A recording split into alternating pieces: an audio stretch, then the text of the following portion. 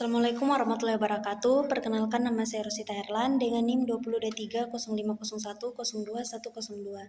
Di sini saya akan mempresentasikan makalah kelompok 7 dan sampai kelompok 11. Pertama-tama itu untuk mempersingkat waktu, mungkin langsung saja saya akan menjelaskan materi kelompok 7 yang berjudul penentuan nisbah dan profit margin dalam pembiayaan syariah.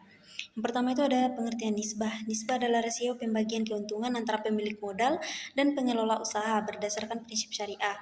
Penentuannya dilakukan melalui kesepakatan bersama agar sesuai dengan prinsip keadilan, transparansi, dan tidak dilakukan secara sepihak. Yang poin kedua itu ada jenis nisbah. Jenis nisbah terdiri atas berbagai rasio keuangan seperti nisbah modal, kas, likuiditas, ROA, laba terhadap modal, utang terhadap modal, dan rasio lainnya yang digunakan dalam analisis keuangan syariah. Pada poin ketiga itu ada karakteristik nisbah. Besarnya nisbah berbeda dengan pada setiap bank syariah tergantung kebijakan bank, jenis dana yang dihimpun, dan jangka waktu investasi. Selanjutnya itu pada poin 4 pengertian profit margin. Profit margin adalah keuntungan yang diperoleh bank syariah dalam akad murabahah, yaitu selisih antara harga beli barang dan harga jual kepada nasabah. Pada poin kelima itu ada mekanisme penentuan nisbah dan profit margin. Nisbah ditentukan berdasarkan kesepakatan, proyeksi keuntungan, risiko usaha, kondisi pasar, dan kemampuan nasabah. Profit margin ditentukan dari biaya real bank, target keuntungan, dan kesepakatan dengan nasabah. Poin ke-6 itu ada faktor yang mempengaruhi penentuan nisbah dan profit margin.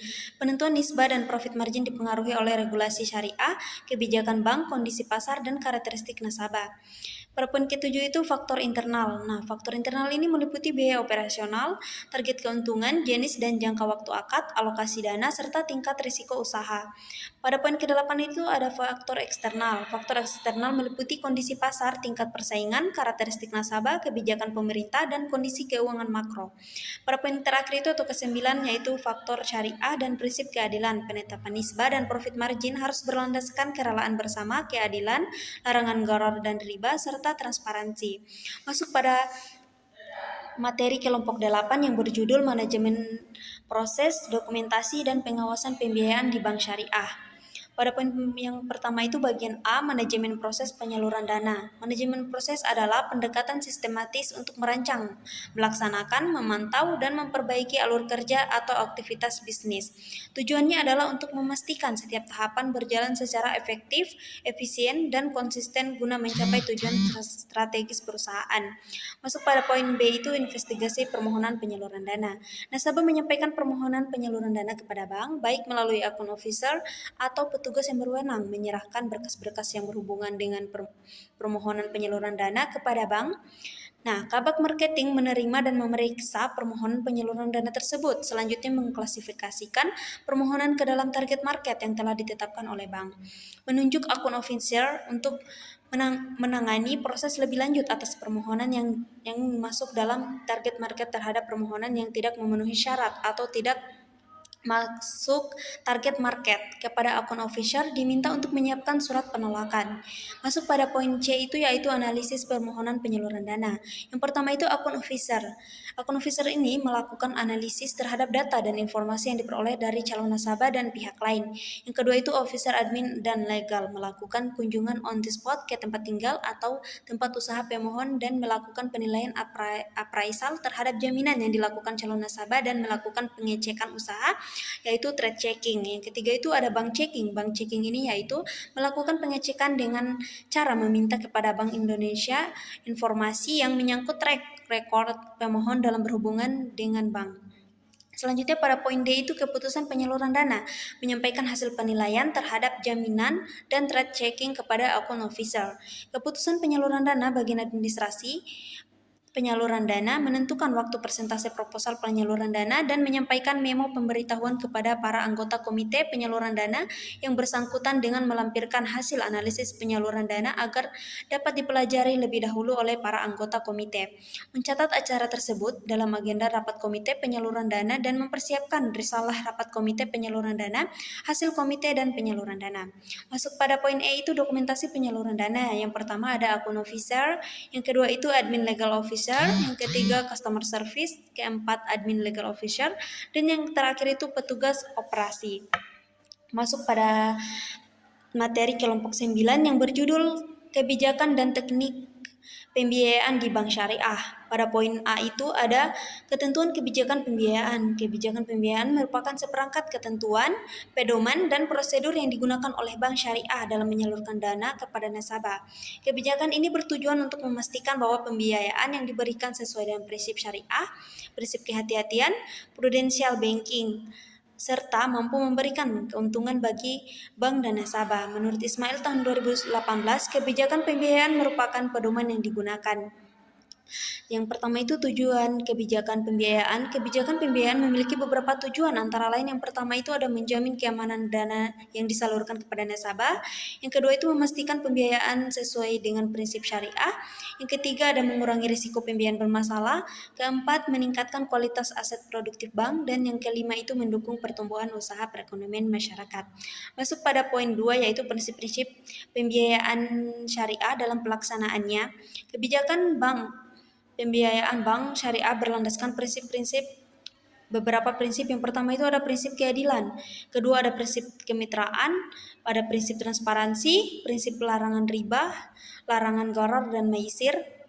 Dan masuk pada poin ketiga itu dasar hukum pembiayaan syariah. Pelaksanaan pembiayaan syariah di Indonesia didasarkan pada yang pertama itu Undang-Undang Nomor 21 Tahun 2008 tentang pembiayaan syariah, dan yang kedua itu Fatwa Dewan Syariah Nasional Majelis Ulama Indonesia (DSN MUI), dan yang ketiga itu Peraturan Otoritas Jasa Keuangan (OJK), dan yang keempat itu Peraturan Bank Indonesia yang berkaitan dengan kegiatan perbankan syariah.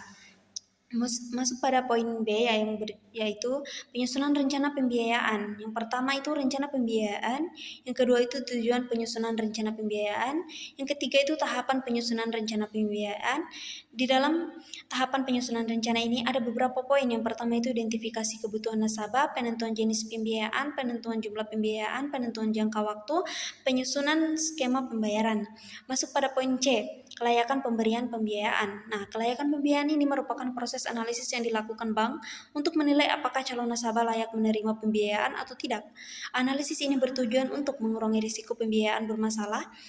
Menurut Kasmir tahun 2022, analisis kelayakan pembiayaan dilakukan untuk memastikan bahwa dana yang disalurkan dapat kembali sesuai dengan perjanjian yang telah disepakati. Yang pertama itu ada analisis prinsip 5C. Yang kedua itu analisis aspek kelayakan usaha. Yang ketiga itu keputusan pembiayaan. Masuk pada poin D yaitu proses administrasi pembiayaan. Nah, administrasi pembiayaan ini adalah seluruh kegiatan pencatatan, pengelolaan dokumen, dan pengawasan yang berkaitan dengan proses pembiayaan sejak pengajuan hingga pelunasan. Administrasi yang baik sangat penting karena menjadi dasar pengendalian dan monitoring pembiayaan. Yang pertama itu tahapan administrasi pembiayaan. Ada beberapa poin di dalamnya. Yang pertama itu pengajuan permohonan pembiayaan. Yang kedua pemeriksaan kelengkapan dokumen. Yang ketiga itu analisis pembiayaan. Yang keempat persetujuan pembiayaan. Selanjutnya itu ada penandatanganan akad, ada pengikatan jaminan, pencairan dana, monitoring, dan pengawasan. Masuk pada poin 2, pentingnya administrasi pembiayaan. Administrasi pembiayaan yang baik dapat yang pertama itu mengurangi risiko kesalahan dokumentasi, mempermudah proses pengawasan pembiayaan, menjamin kepastian hukum bagi bank dan nasabah, mendukung kelancaran proses audit dan evaluasi pembiayaan, meningkatkan kualitas pelayanan kepada nasabah. Selanjutnya itu kita masuk pada materi kelompok 10 yang berjudul analisis kelayakan pembiayaan bank syariah. Yang pertama itu tujuan. Pada poin A ada tujuan, prinsip, prosedur, dan aspek-aspek pembiayaan bank syariah. Pertama itu tujuan pembiayaan bank syariah untuk meningkatkan kesejahteraan masyarakat, untuk mendukung pertumbuhan dan pembangunan ekonomi, untuk memperoleh keuntungan yang halal, untuk mengoptimalkan pemanfaatan dana masyarakat, untuk mendorong pengembangan usaha mikro, kecil, dan menengah UMKM. Selanjutnya itu ada untuk menciptakan keadilan dalam sistem keuangan, untuk mendukung tujuan sosial Islam maqasid syariah. Masuk pada poin 2, prinsip pembiayaan bank syariah. Nah, prinsip pembiayaan bank syariah merupakan landasan utama dalam seluruh kegiatan penyaluran dana yang dilakukan oleh bank syariah. Berbeda dengan sistem perbankan konvensional yang menggunakan mekanisme bunga, pembiayaan syariah didasarkan pada prinsip-prinsip hukum Islam yang berdasarkan dari Al-Quran, hadis, ijma, dan qiyas. Tujuan penerapan prinsip syariah adalah menciptakan sistem keuangan yang adil, transparan, dan memberikan manfaat bagi seluruh pihak yang terlibat. Larangan dalam pembiayaan bank syariah. Prinsip-prinsip pembiayaan syariah yang pertama itu ada riba, gharar ketidakjelasan, maisir atau perjudian atau spekulasi, zalim, objek usaha yang haram, prosedur pembiayaan bank syariah, pengajuan permohonan pembiayaan, analisis pembiayaan, survei lapangan, keputusan pembiayaan, akad pembiayaan, pencairan dana, monitoring dan evaluasi. Yang keempat itu aspek-aspek analisis pembiayaan, ada karakter, capacity, kapital, kolateral, dan condition of economy, atau biasa yang disingkat dengan 5C. Masuk pada poin B, aplikasi memorandum pembiayaan. Yang pertama itu pengertian memorandum pembiayaan. Memorandum pembiayaan merupakan dokumen resmi yang disusun oleh analisis atau account officer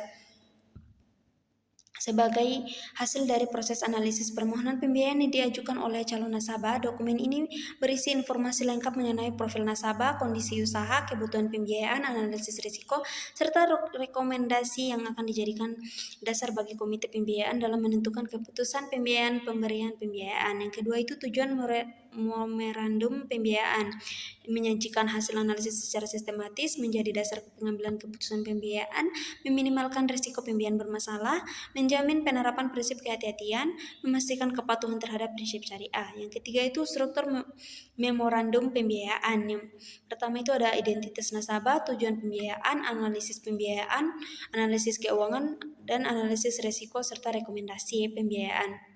Masuk pada poin C, aplikasi perangkat pembiayaan. Yang pertama itu ada pengertian perangkat aplikasi pembiayaan. Perangkat aplikasi pembiayaan merupakan sistem atau alat yang digunakan untuk membantu proses analisis, persetujuan, pencairan, monitoring, dan pengendalian pembiayaan. Fungsi yang masuk pada poin 2 itu fungsi perangkat aplikasi pembiayaan. Yang pertama itu mempercepat proses analisis, mengurangi kesalahan administrasi, memudahkan monitoring pembiayaan, mendukung pengambilan keputusan, komponen perangkat pembiayaan. Ada beberapa poin di nomor 3 ini, formulir permohonan pembiayaan digunakan untuk memperoleh data awal calon nasabah. Yang selanjutnya itu ada sistem informasi pembiayaan menyimpan dan mengelola data pembiayaan secara elektronik. Dan yang ketiga itu ada credit scoring system digunakan untuk mengukur tingkat risiko nasabah. Selanjutnya sistem monitoring pembiayaan digunakan untuk memantau pembayaran angsuran dan kualitas pembiayaan. Masuk pada poin 4 itu tahapan penggunaan aplikasi pembiayaan.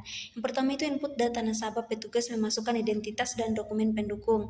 Yang kedua itu verifikasi data, sistem melakukan validasi data. Dan yang ketiga menganalisis kelayakan, perangkat menghitung rasio, keuangan, dan tingkat risiko. Yang keempat itu persetujuan pembiayaan, hasil analisis disampaikan kepada komite pembiayaan.